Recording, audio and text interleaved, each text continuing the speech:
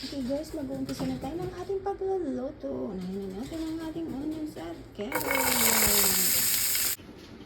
Siyempre guys, ihanda natin ang ating mga ingredient. Carrots, onions, egg, at saka beef. So, umpisa na natin ang ating pagluluto. Hello guys, for today's video guys, gagawa tayo ng arroz la cabana. Ready natin ang beef. Pagmahalayan ng pagkakaliin hanggang malito. Siyempre guys, mag-add tayo ng salt.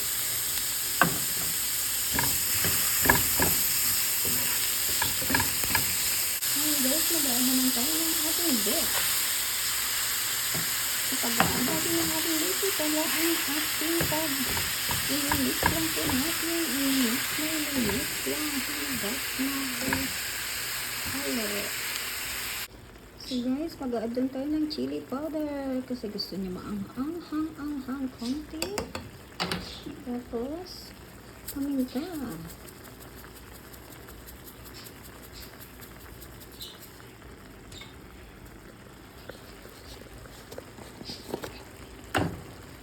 And guys, adobo.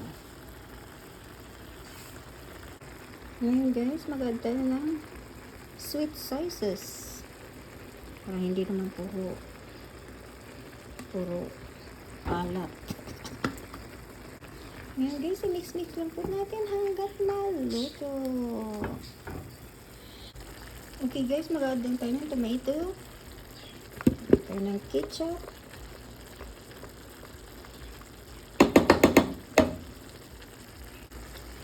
Ngayon guys, i-mix lang po natin ang ating ketchup and tomato sauce. Na, luto na. Okay guys, ready to serve na ang ating arroz la cabana.